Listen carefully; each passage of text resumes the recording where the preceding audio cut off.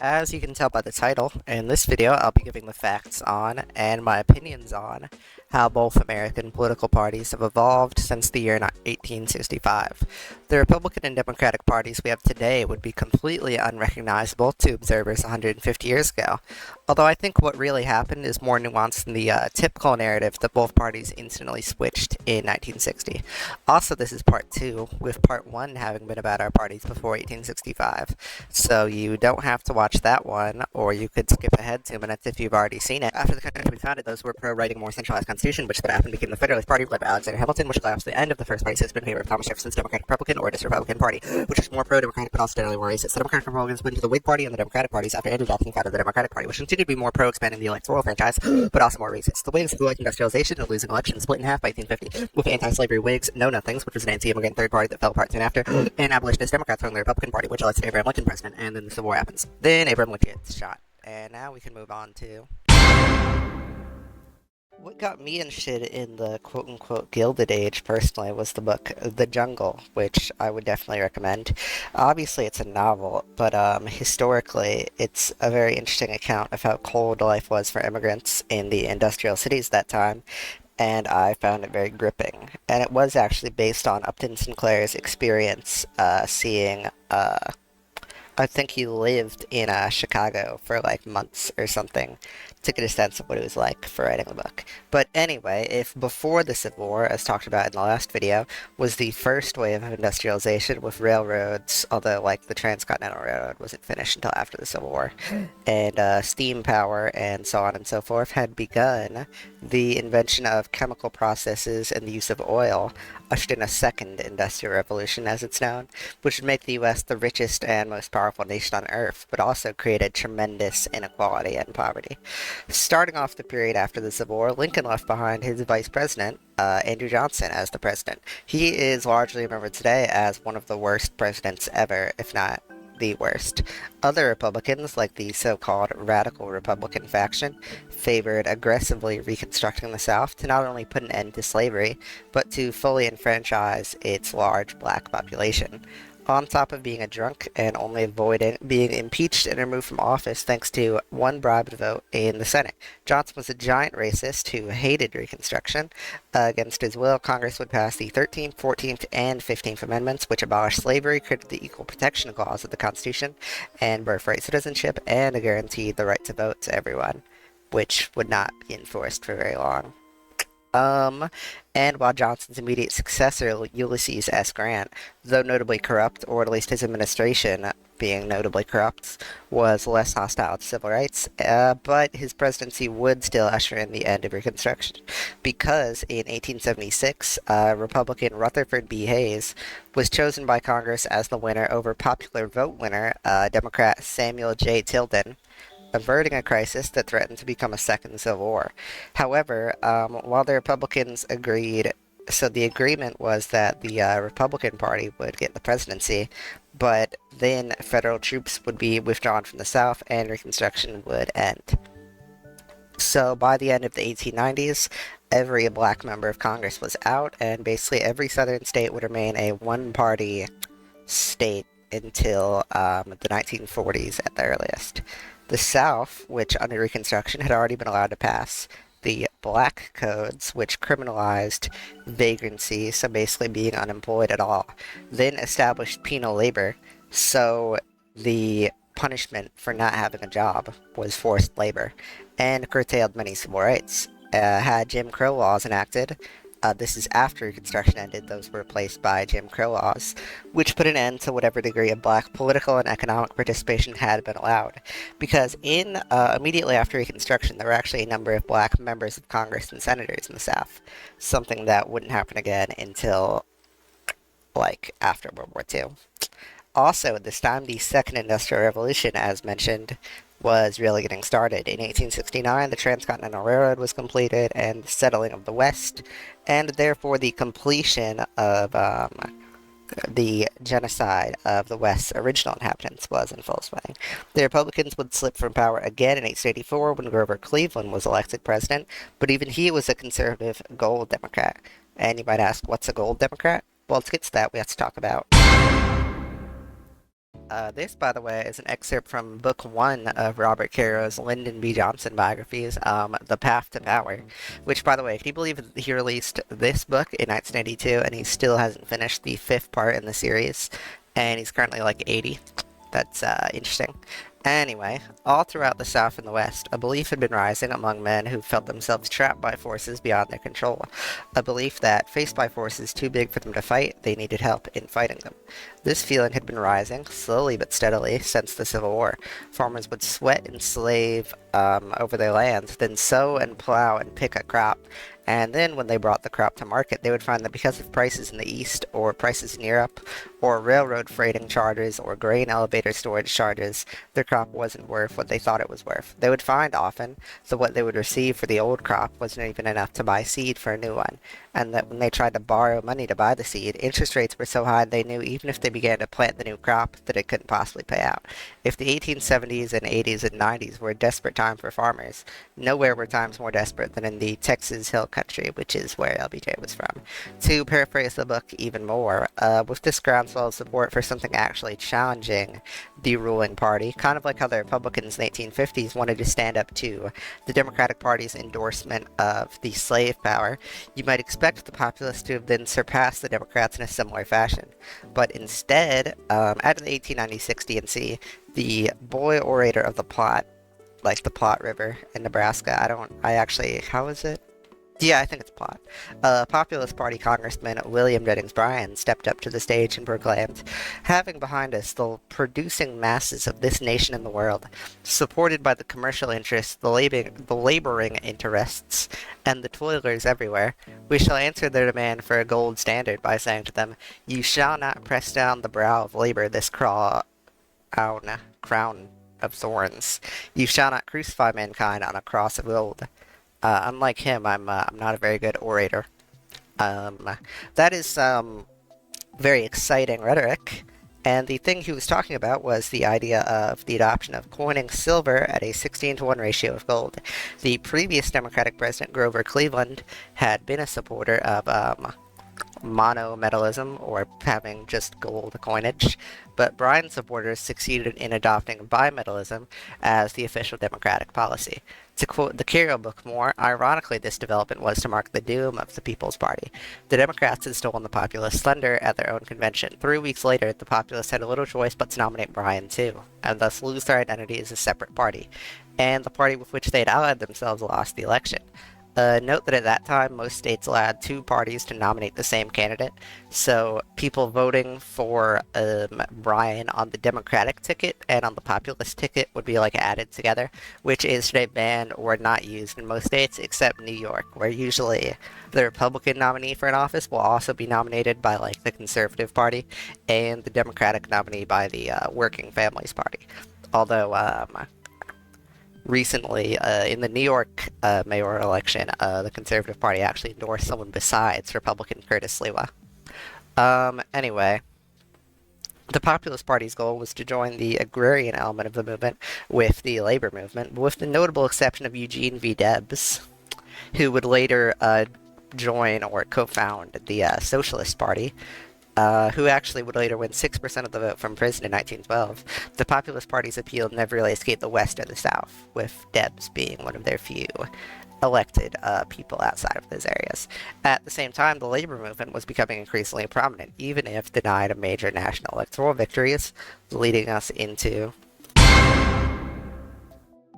the second Democrat, so the first besides Cleveland, to win the presidency since the Civil War was one Woodrow Wilson, who I think's importance to the progressive movement is kind of overhated by a lot of modern liberals. But before we can get there, we'll finish the 19th century. McKinley, Republican President William McKinley, the arch gold supporter, was was shot by a Polish anarchist a year into his second term, making Teddy Roosevelt president. Most of what he's known for is opposition to bad trusts, not to be confused with the good monopolies he believed existed, and of which I'm sure there were many, creating the national parks and his aggressive foreign policy. One other thing about Grover Cleveland was that he was a member of the Anti-Imperialist League, which opposed the colonization of Cuba, the Philippines, and Hawaii. However, as soon as Republican McKinley was elected, he pursued the annexation of Hawaii, and later the Spanish-American War. Yeah, that was wait, yeah, Hawaii was before the Spanish-American War. Yeah. Which was where the U.S. Set up Cuba as a sort of protectorate and annexed the Philippines. Having won re-election in 1904, Roosevelt decided not to seek re-election in 1908, which was also William Jennings Bryan's third and final run for the presidency as both a Democrat and Populist Party member, and he lost as usual. His successor as president, William Howard Taft, was also relatively progressive for a Republican at the time, but also not as much so as Teddy Roosevelt. The 1912 election was certainly probably the most four-sided election in history, other than maybe 1812 and 1860. Woodrow Wilson handily won the Electoral College, but he only won 41% of the vote, with the rest being split between number two, Theodore Roosevelt, running under his own progressive or Bold News Party, which was, I believe, the only time neither a Democrat or a Republican came in third for the presidency since the 1850s. So the last time that ever happened. And President Taft, Republican, the incumbent president, came in third. And finally, Eugene V. Debs of the Socialist Party with like 6% of the vote. While Debs' campaign didn't win any states, the idea of socialism was becoming increasingly prominent.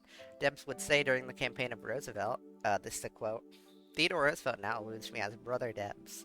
I do not acknowledge the near relation. I still wish to be the undesirable citizen in his eyes.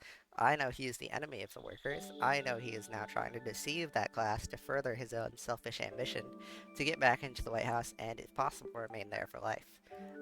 For what it's worth, which I feel like is important to say because a lot of people today love Theodore Roosevelt, he was an unusually virulent racist for the time. He supported lynching Italians, let alone black people. Speaking of prominent racists, Woodrow Wilson, known for, among other things, I mean, if you ask most modern liberals, resegregating the federal government is the one thing he did as president. He also presided over nationwide women's suffrage, the end of child labor, World War One, the Treaty of Versailles, and the partially implemented League of Nations and 14 points. After choosing not to run for a third term due to having been debilitated by a stroke a year before, Wilson's successor as Democratic nominee in the 1920 election was Ohio Governor James Cox, who lost in a landslide to the pro-business Republican Warren G. Harding, who would die in 1923. As you can see by this map of the 1920 election, Cox's support was restricted to only the South. And then in 1928, New Yorker Catholic populist Al Smith, probably best known for being anti prohibition, was the party's new nominee. And he was utterly destroyed by Herbert Hoover, barely even carrying the South, let alone his home region of the Northeast. Clearly, something big needed to happen for the Democratic Party to evolve beyond, um, what it had been since the Civil War, which was largely a vehicle for the South's interests, attached to an occasionally liberal wing of the party, which continuously, with only two exceptions, Cleveland and Wilson, had lost the presidency every single time since the Civil War. And being continuously beaten by the relatively conservative, if occasionally progressive on racial issues, Republicans. So, what would spur this change? The Great Depression, of course. To be specific, it took the economy something like a decade and a literal world war to stimulate the economy to fully recover, according to most metrics. There are countless causes, and of course, you can't attribute exactly one factor to a decade of economic disaster. But to talk about them, number one would be Hoover's policies. Obviously, you can't consider the monocause of the Depression because he was only president until March of 1933. They used to inaugurate the president in March instead of January, by the way. But Hoover and the Republican Congress behind him were generally in favor against any kind of significant economic stimulus to help stimulate growth. He personally believed in keeping people off of any kind of government assistance and believed in a smaller executive branch of government that avoided intervening in the affairs of states and the Congress. Or the less charitable way of describing Hoover's economic policy was that he was a creature of big money. And number two, some people blame the Fed's policy. In 2002, I'm going to stop saying, Ben Bernanke, George W. Bush's appointee as Federal Reserve Governor, said, regarding the Great Depression, we did it. We're very sorry. We won't do it again. So that's interesting. In 1928 and 9, the Fed raised interest rates, which obviously it's not as simple as that, but conventionally raising interest rates is generally considered to slow growth but reduce inflation. But the Fed alone didn't cause the Great Depression. The reason 3 would be the gold standard. It's a bit of an odd issue to consider today because it's a weirdly politicized thing now. Like, weird conspiracy theorists hoard gold and have pseudo-religious beliefs about how it's the true currency that triple parentheses they want to hide from you. Many other countries like Britain, France, and others abandoned the gold standard during the Depression. Economists like friend of the pod Ben Bernanke believe that the U.S.'s adherence to the gold standard under President Hoover worsened the Depression, although I disagree with the characterization of this as the monocause. Yeah. Okay, reason 4. I disagree with this one, but some people say that President FDR's New Deal, I need to stop saying, lengthened the Depression. There are two competing ideas as to how the New Deal could have prolonged or worsened the Depression. People who believe it damaged the economy because government intervention is bad, or those who believe that it didn't go far enough. You can divide most mainstream economists today, kind of, sort of, into Keynesians, who believe that the government should stimulate demand to recover from economic crisis, and monetarists, or Friedmanites, or whatever, who blame the Depression on the restriction of the money supply. In that old quote, in Ben Bernanke, his quote, he was talking about how he blamed the Depression on the Fed's management of the money supply. Believers in John Maynard Keynes, I used to think it was John Milton Keynes, but Milton Keynes is a city in England. Theories believe that creating new money, so like printing money, government spending, and public works drive recovery. What you'll notice is the debate on the cause of the Depression is driven by the same debate that existed between Herbert Hoover and his successor as president, Franklin Delano Roosevelt. So let's get back to that. In 1928 and 30, the economy seemed to be in what would probably be something of a temporary contraction because there had been plenty of recessions like this before, probably spurring Hoover to sign the Smoot-Hawley Tariff Act, which established some of the highest import taxes on goods for about a century. Of course, a century after 1929 is 2020-ish, so like recently. But by the middle of 1931, the unemployment rate reached as high as 15%, and that wouldn't even be the worst it would get.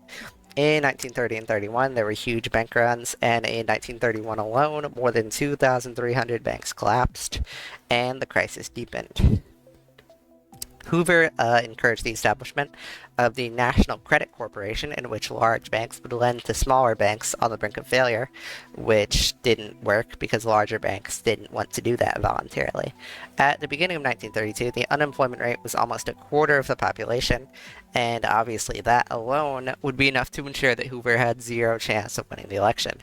He did cruise to his party's nomination, winning the RNC on the first ballot, despite being defeated in some of the handful of primaries the Republican Party held that year. Keep in mind that prior to the 1972's McGovern-Fraser Commission, in the aftermath of the DNC's 1968 fiasco, primaries in the Republican Party were a fairly new progressive era innovation. Democrat winning a shoo-in given the economy, and the fact that Republicans had enjoyed a decade of dominance since Woodrow Wilson left office in 1921. But the Democratic Party was sharply divided, with Republicans, like namely FDR, being viewed suspiciously by the party's conservatives and Southerners. There were a few primaries held, but the nomination was to be decided at the convention, with no clear majority. FDR cleaned up in the primaries compared to the two other serious candidates for the nomination. 4 years ago's nominee, Al Smith, and Texas conservative John Nance Garner, who would later go on to become FDR's first vice president. Let's talk about Al Smith. Most of my knowledge on New York's politics during this period comes from Robert Caro's The Power Broker, which is a great book. Alfred Emanuel Smith, remembered for being Irish-American governor of New York, and the first Catholic to be nominated for and then lose in a landslide the presidency. In 1928, because he couldn't run for the governorship and presidency at the same time, he had his then ally, a trusted hand, a member of a political dynasty, President Wilson's Assistant Secretary of the Navy, and the man who had been Democrat John Cox's VP nominee. That's right, it's, drumroll please, Franklin Delano Roosevelt. Despite Al Smith losing the state for president that year, they did narrowly elect Democrat FDR for governor. As governor, FDR, when the Depression started shortly after the election, implemented unemployment insurance and became popular for his fireside chat radio addresses. In the 1930 midterm, which, a bit of an aside, until 1938, New York's governor only served 2-year terms, which tripped me up a bit because now New Hampshire is the only state to do that. FDR won re-election handily, given the backlash to President Hoover. Also, this guy's picture on Wikipedia is terrifying. So, FDR wins re-election in a key state, giving him a good path to win the Democratic presidential nomination. The only problem is that back then, the Democratic convention, unlike the Republican one, which only required 50% plus 1, so a simple majority, required a 2/3 majority of delegates to win, which meant that candidates had to win at least some support from the party's southern wing, basically giving them the power to veto any nominee. His opponent for the nomination, other than Smith, was newly inaugurated House Speaker John Nance Garner, who sought to become the first Texan president and the first Southerner to become president since way before the Civil War, although you could count Wilson as a Southerner because of his birth state, but that would make the thing about him being the first Southern president less interesting. But why would former Governor Al Smith, a relative progressive from New York, be running against current governor of New York, Roosevelt, another relative liberal from New York? Well, Smith had sought to run again in 1932 after his landslide defeat in 1928, but after he was indecisive and hesitated to actually join the race, FDR entered the race. So Smith positioned himself as an anti-FDR candidate in the primaries, and in the first round of convention balloting, while FDR had a majority of delegates, including the support of senators like South Carolina's Senator, I think, Richard Russell, it wasn't a 2/3 majority. Smith hoped that a compromise candidate, like him, could then swoop in and secure that magic number. FDR's delegates actually proposed voting to abolish the 2/3 rule, but that was shot down by Southerners. On the second and third ballots, FDR gained more support from minor candidates and some Smith delegates. Clearly, one of the three major candidates would need the support of another to become the nominee. Smith had the advantage of being supported by New York City's powerful and corrupt Tammany Hall machine, which had gotten him and FDR elected, and Chicago, where the convention was being held, Mayor Anton Cermak, I probably pronounced that wrong, who would later literally take a bullet for FDR in an assassination attempt. Roosevelt, on the fourth ballot, won the support of John Nance Garner, who controlled the Texan delegation, California Senator William Gibbs McAdoo, who controlled the Californian delegation, after having previously supported Garner, leaving only Smith in opposition, and so FDR secured a supermajority of votes. Hooray. In exchange, Garner, in exchange for support, secured the vice presidential nomination, and now the Democratic ticket was set FDR and Texas's John Nance Garner, a more conservative counterweight. I could go on for way too long about this year's campaign, but obviously FDR was going to win. The Democrats successfully and obviously tied Hoover to his dramatic economic failures, and Hoover failed to oppose this. FDR also came out against Prohibition, which was still in effect in 1932, which Hoover continued to support. Hoover also controversially supported General Douglas MacArthur violently breaking up the veterans of the Bonus Army, demanding immediate payment of their pensions in July 1932, further damaging his standing. FDR was the favorite throughout the campaign, thanks to what had happened on Hoover's watch, and on March 4th, 1933, he was sworn in as president.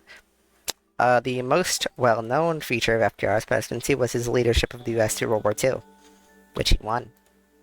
FDR's other big legacy was, of course, the New Deal he promised in 1932, an expansive series of economic and also political reforms, the biggest of which were regulating banking by creating the FDIC and Securities Exchange Commission, public works programs like the Tennessee Valley Authority Civilian Conservation Corps and Works Progress Administration, reforms like the National Recovery Administration, which briefly set prices and coordinated between corporations, unions, and the government, before being declared unconstitutional by the Supreme Court, the National Labor Relations Board, which we still have today, the Fair Labor Standards Act, which created overtime pay and a minimum wage. Usually the New Deal is typified into the first and second New Deal. A lot of people online these days like to describe the New Deal as corporatist as in designed to organize the economy into a series of regulated monopolies like fascism, not corporatocratic as in ruled by corporations. Those are two different words. Or even called the New Deal fascist, but come on. Obviously, some people in FDR's administration could be described as being along those lines, but no. The second New Deal, brought in around 1935 because of a series of setbacks, like courts overturning the NRA, skepticism in the more conservative Congress, and public demand for action, with unemployment and the GDP still worse than they were before the Depression had started, obviously. One of the biggest second New Deal programs was the aforementioned WPA, which hired more than 8.5 million to do things like building roads. The Rural Electrification Administration was also founded in 1935. In FDR's second term, the New Deal, however, really started to stall. Anyway, 1941, December 7th, day in infamy. Pearl Harbor happens. The U.S. enters World War II, wins. FDR dies. His VP, Harry Truman, who replaced Henry A. Wallace as VP of the 1944 DNC after conservatives didn't like him being a communist, he was now president. Truman was.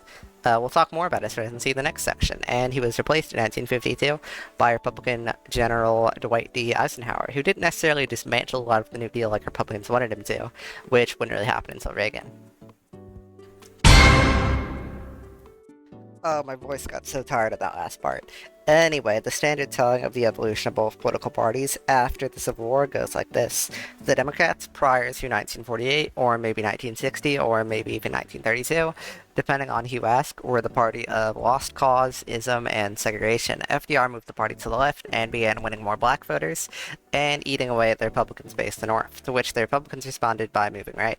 Eisenhower is still generally seen by most people as moderate, but it's accepted that his successor, Republican nominee, Richard Nixon's embraced appeals to the South and racial dog whistle remarks marked the Republicans' trend towards becoming a conservative party, finding its culmination in Reagan and eventually Donald Trump. The Democrats, on the other hand, become the party of modern liberalism and tolerance. Hooray. I think that the traditional telling of the party switch, while a helpful narrative for certain purposes, is somewhat misleading. Both parties going from what they were 100 years ago to what they are now was a more gradual process than that would have you believe. To support my argument, here's a funny map. As you can see, from 1932 to 76, most of the South voted Democratic most of the time, while the North was more split, with Republican support concentrated in the Great Plains and New England.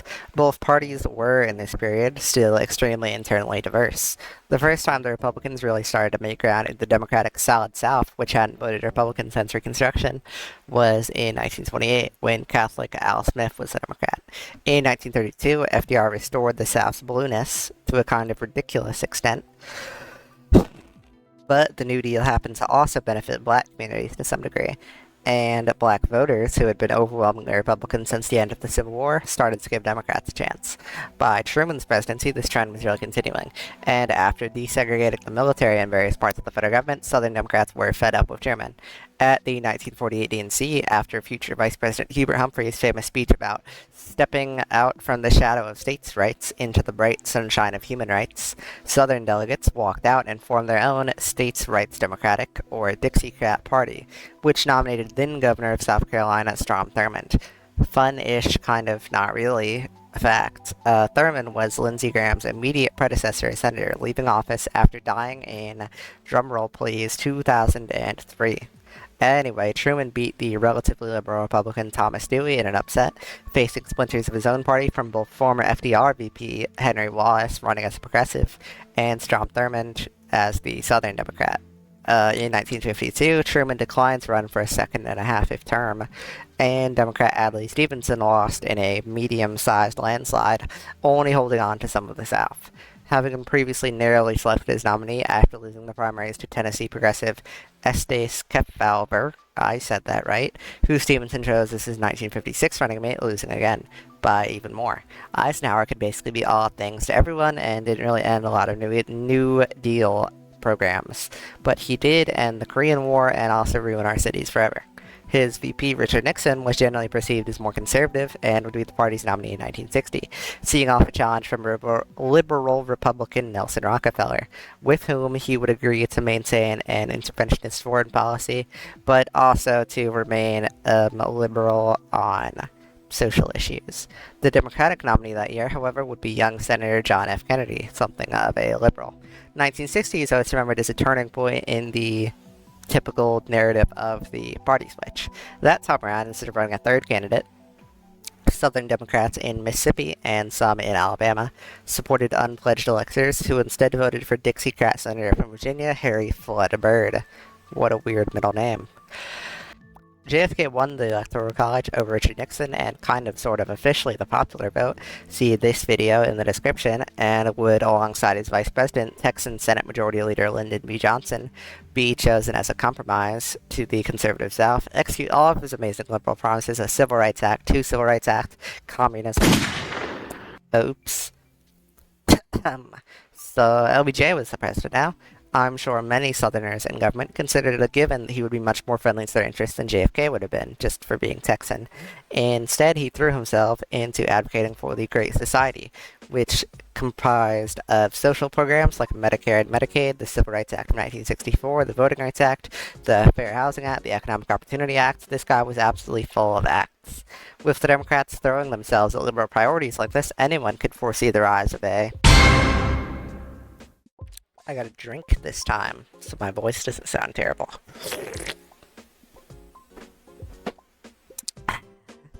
And America in 1964 was much like Pepsi. It was blue.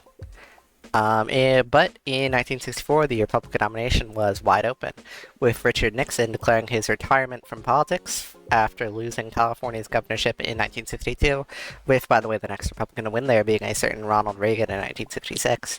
Senator Barry Goldwater of Arizona, considered a dark horse candidate, won his party's nomination and proceeded to lose the presidential election in a historic landslide.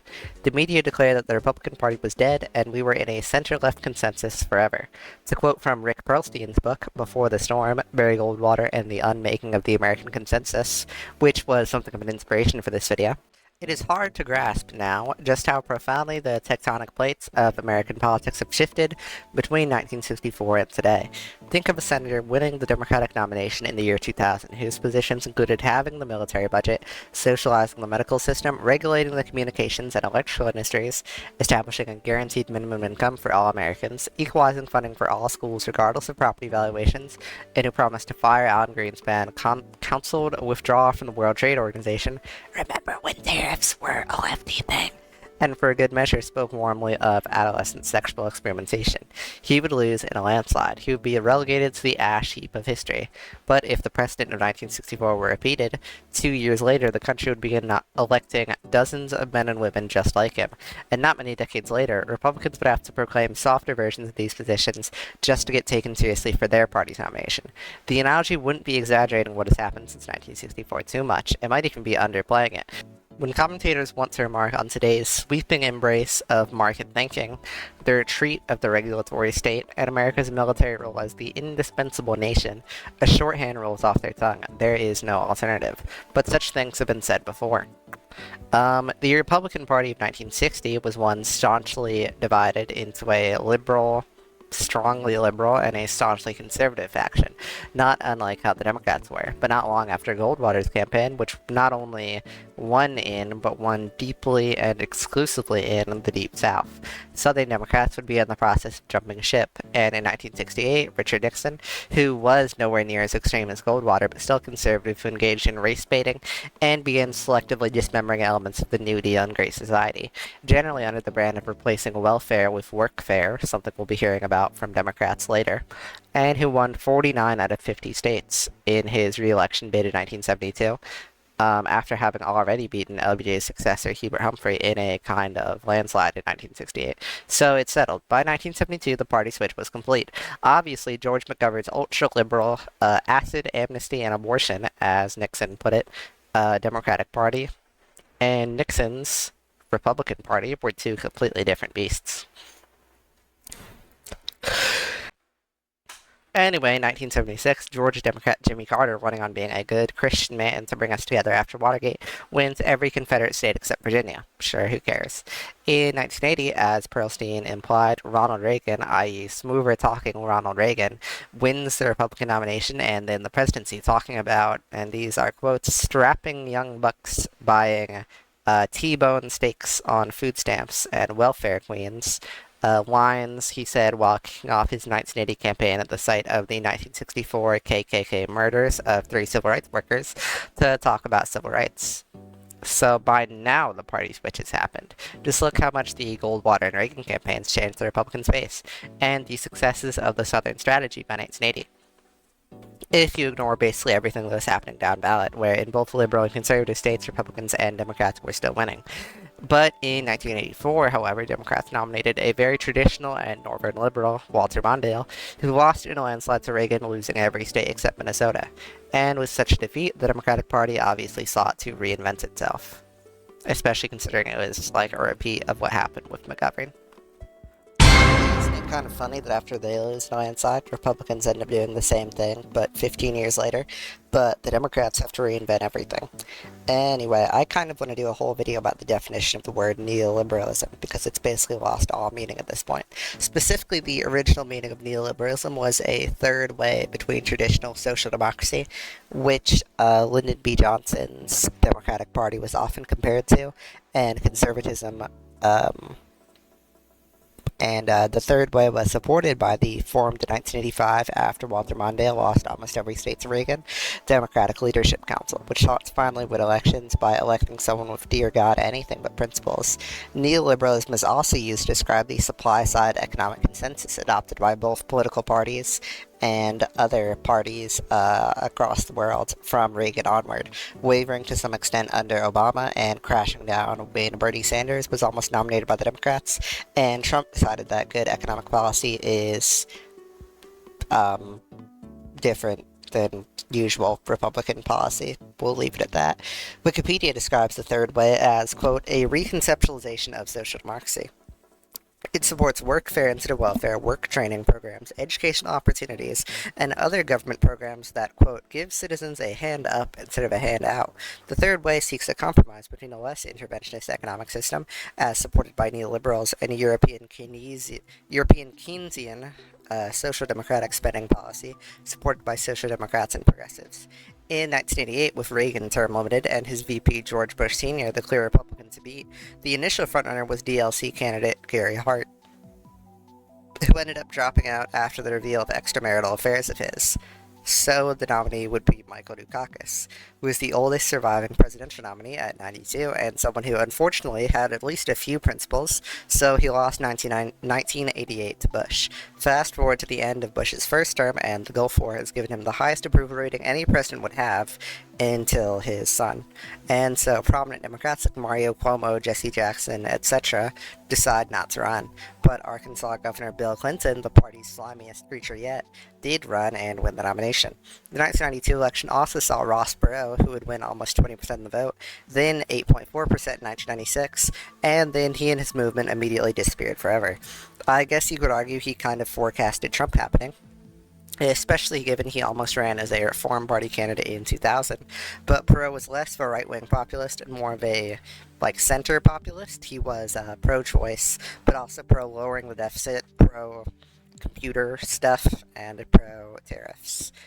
Bill Clinton beat George H.W. Bush in a semi-landslide, made less impressive by Perot, although allegedly he took equally from both candidates, although I also refuse to believe that because he'd previously been a Republican and his main thing was fiscal conservatism, and he was a big supporter of the Vietnam POW MIA conspiracies. I think he took more from Republicans, even though many sources say that he took equally from both candidates.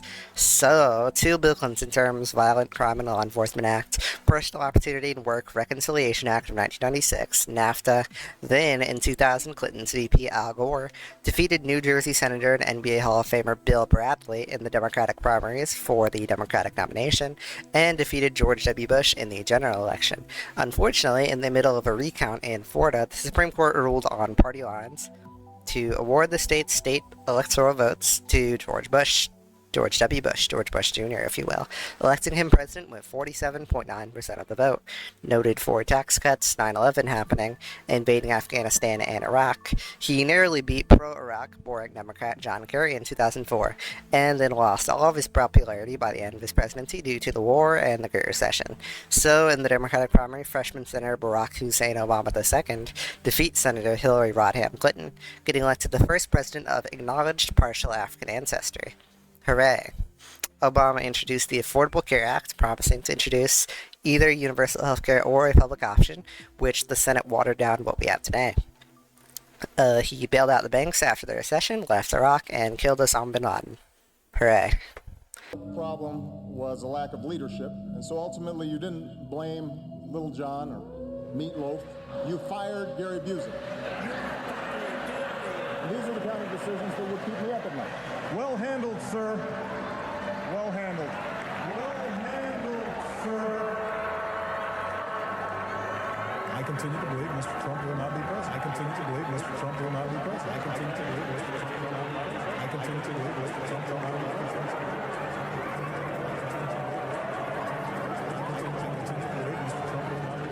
I continue to believe Mr. Trump will not be president. I'm president. Hey, I'm president. Can you believe it? Trying to psychoanalyze what's wrong with Donald Trump as a person is very entertaining. Like in that 2 hour long video that I just showed part of, that is the most 2020 liberal thing I've ever seen in my entire life.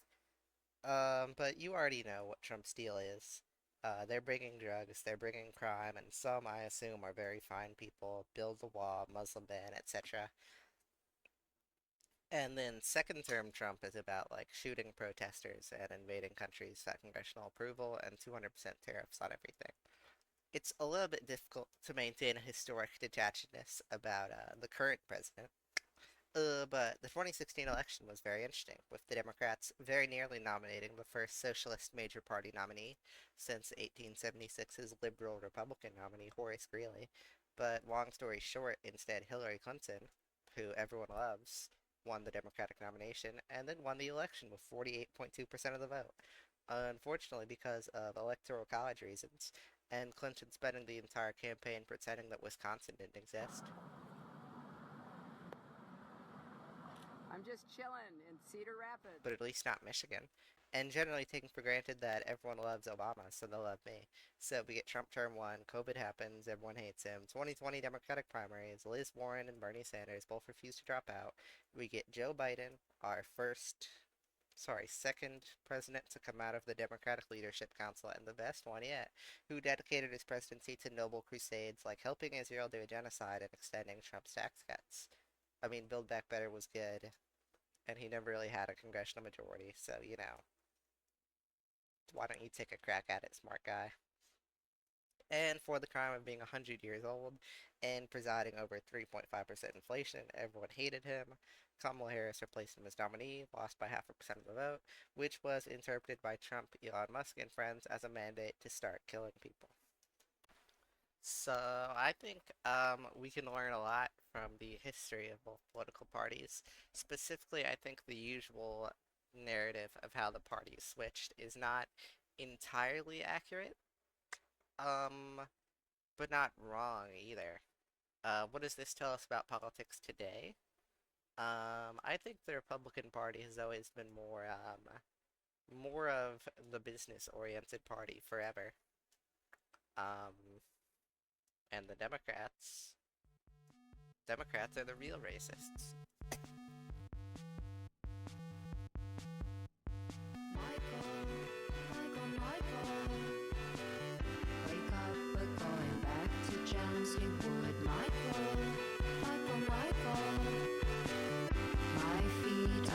Can you see them, Michael? I'll change my hair, but inside I'll stay the same, Michael.